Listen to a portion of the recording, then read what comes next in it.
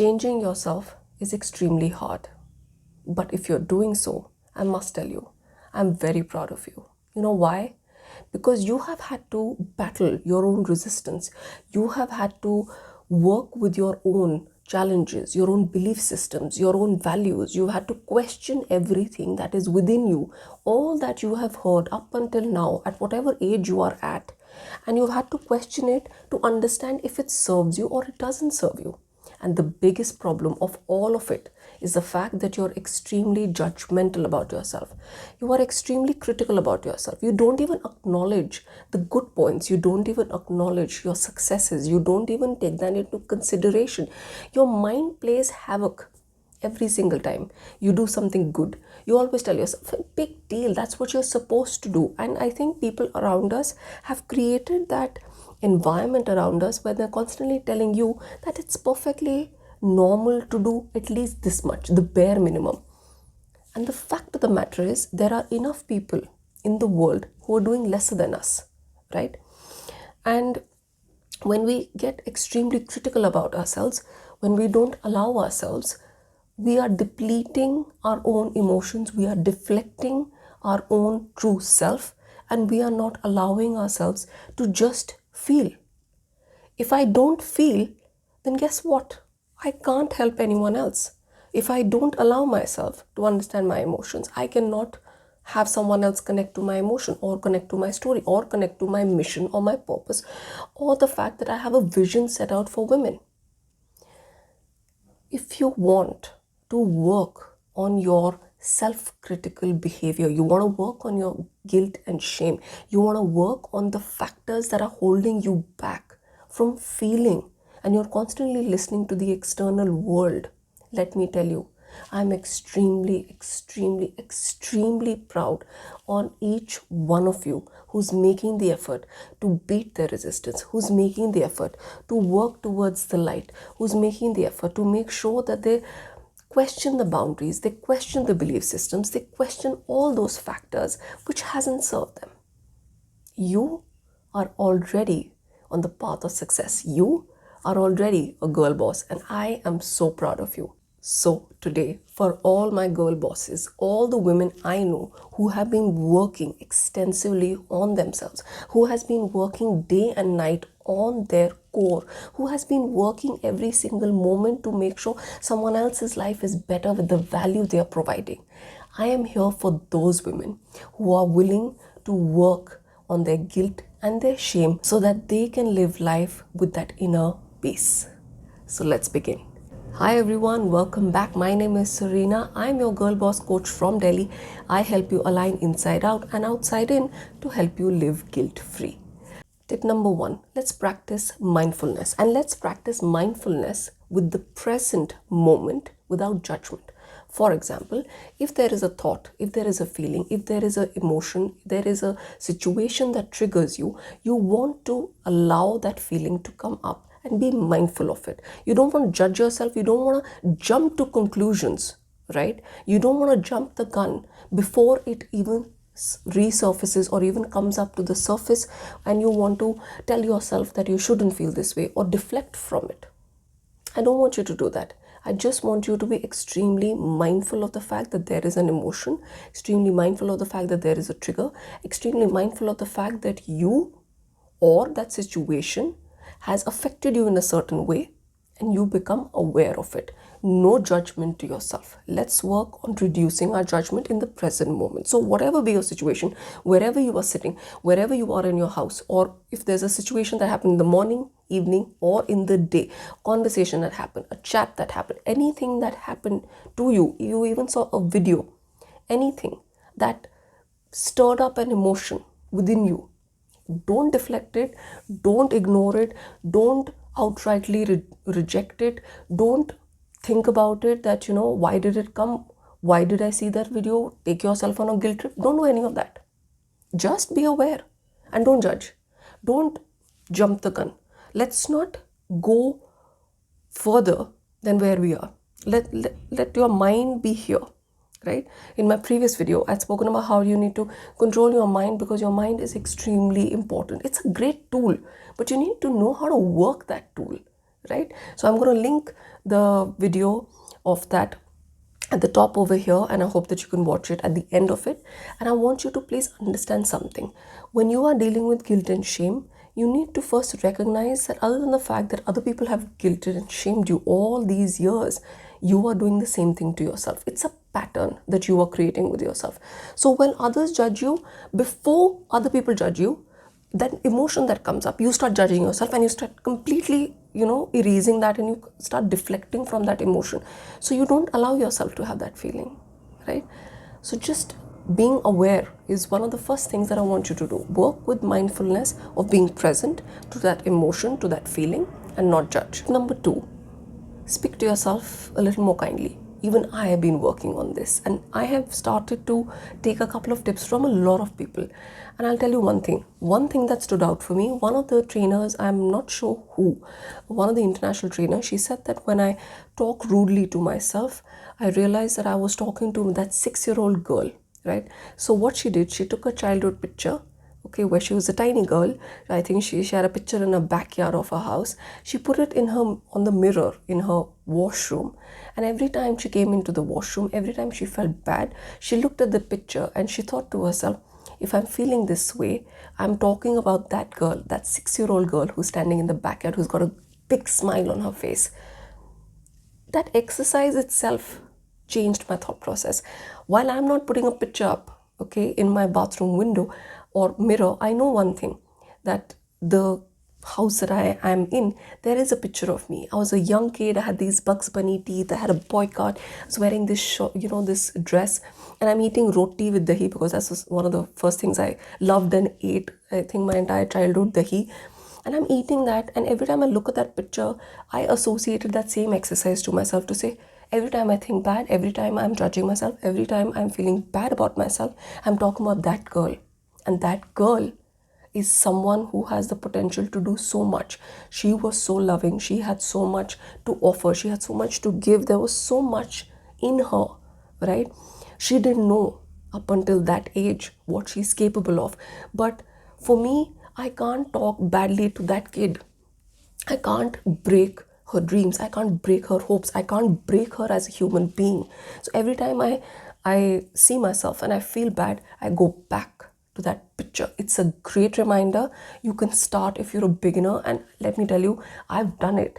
Okay, and the international trainer has also done it. It really works. It really gets your mind going to be extremely positive about yourself. You start shifting the words, you start shifting the emotion, you start shifting that you wouldn't want to kill that little girl's dream, right? So I don't want you to do that. I want you to be kind to yourself.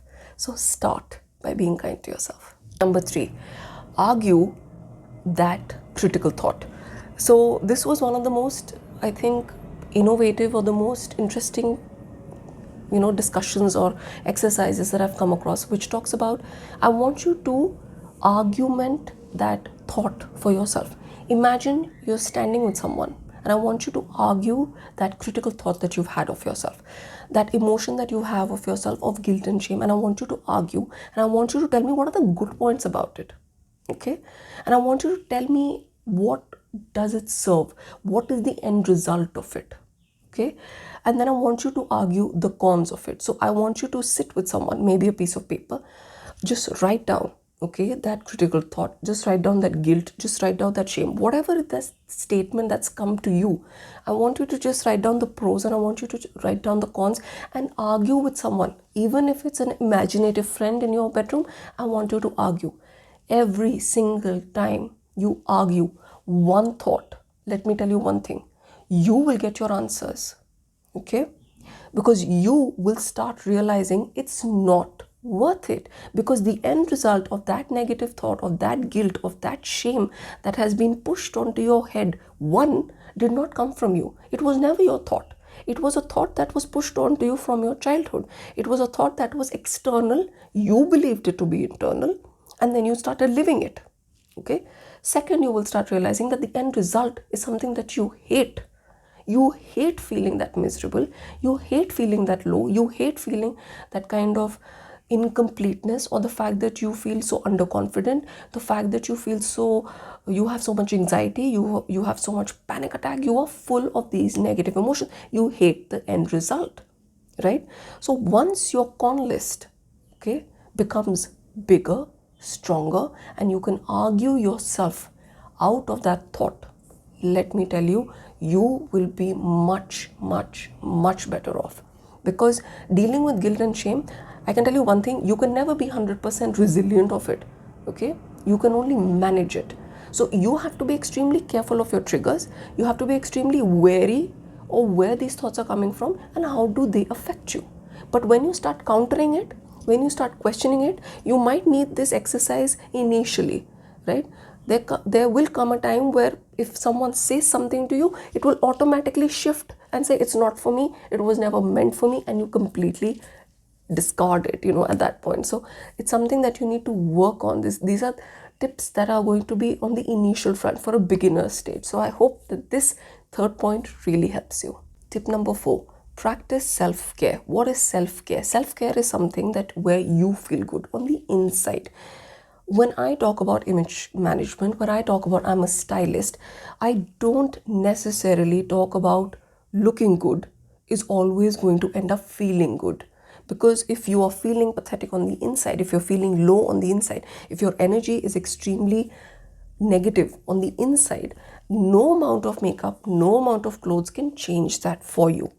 But if you want a long-term process, you want to work on the internal factors and take care of yourself. And taking care of yourself, that means you take care of your emotions. That means you take care of your mind. That means you take care of your spirit. Okay? These 3 categories that are internal.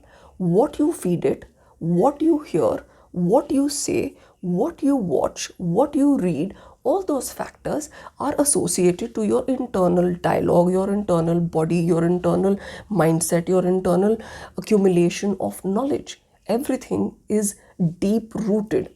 If I start watching one video about plants or something, I'll tell you one thing, the AI is smart. It's going to constantly show me those in the next couple of videos.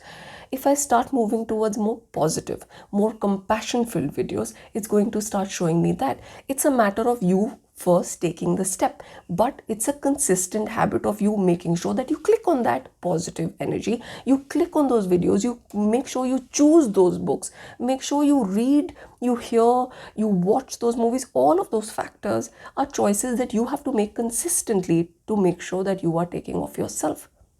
When I say you take care of yourself, I also mean that I don't want you to be a complainer. I don't want you to be a blamer. I want you to be extremely responsible and accountable for yourself.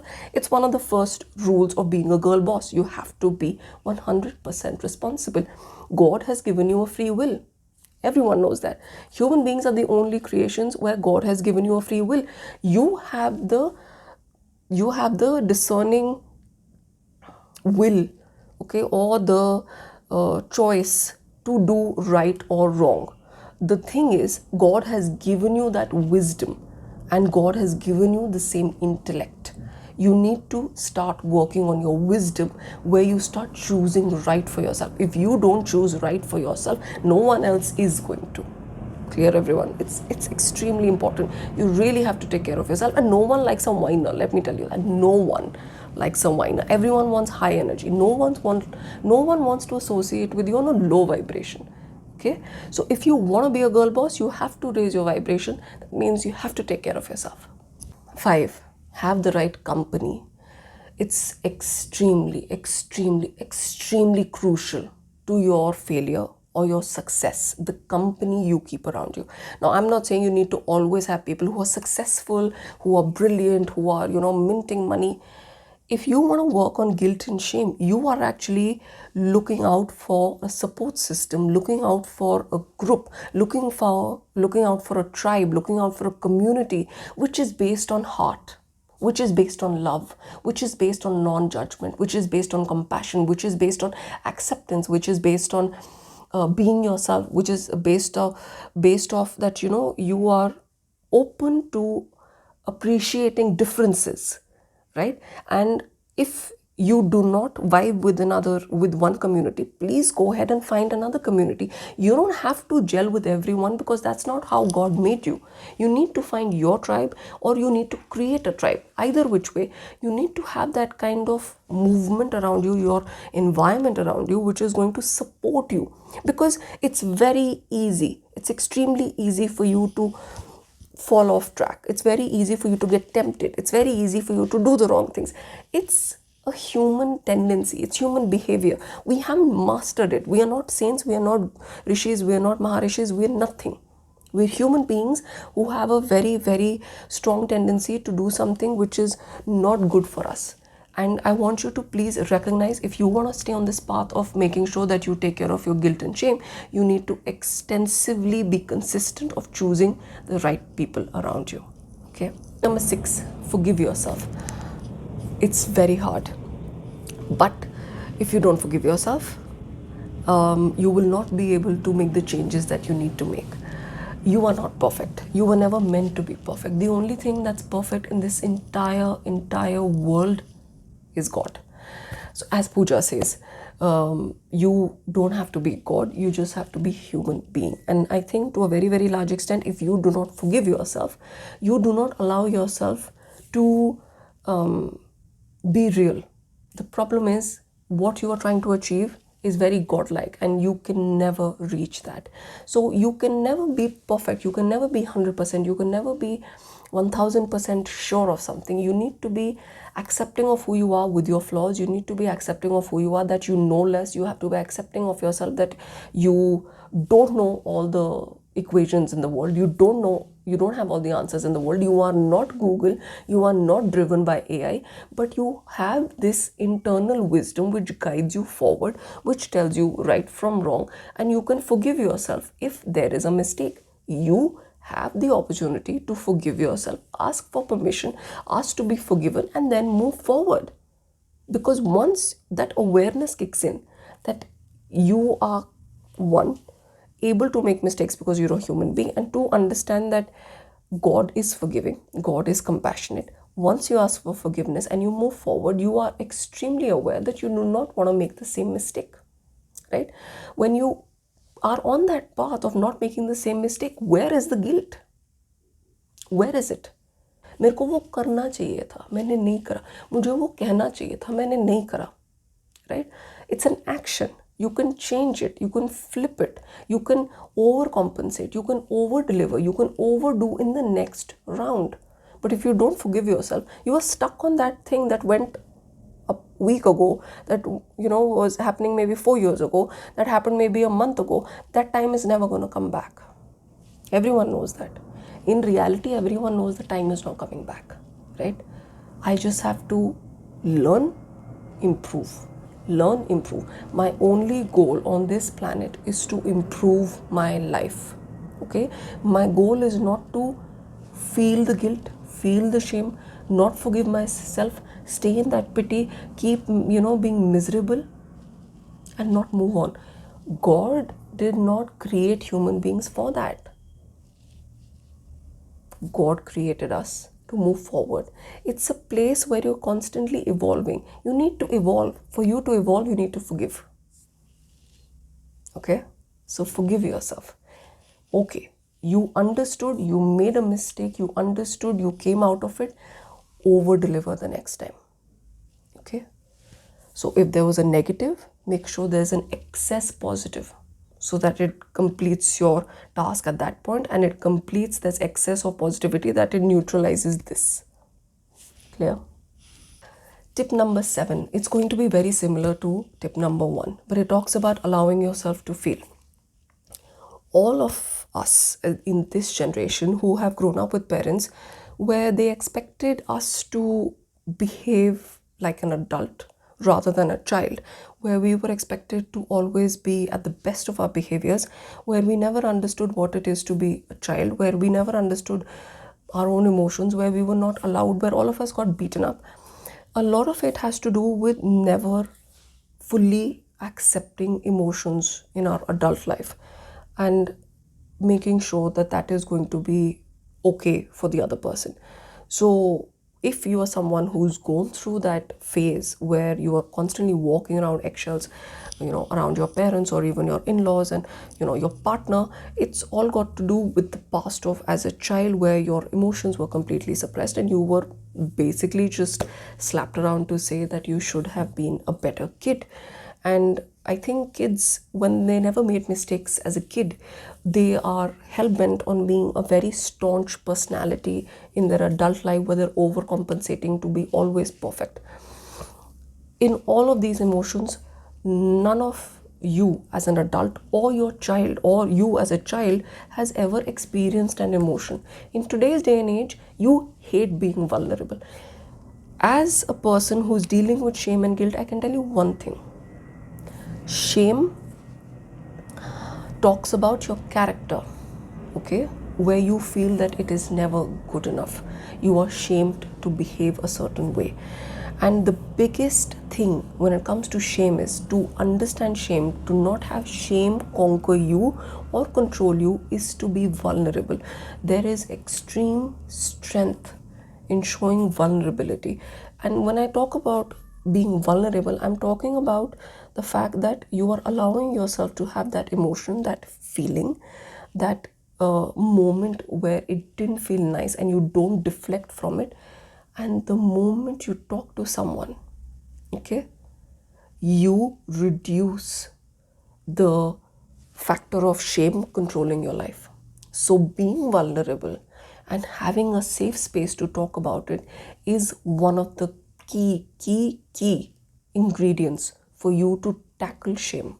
Okay, so when I talk about allowing yourself to have those feelings, I also want you to know which person you can talk to, which friend you can talk to, which family member you can talk to, which parent you can talk to.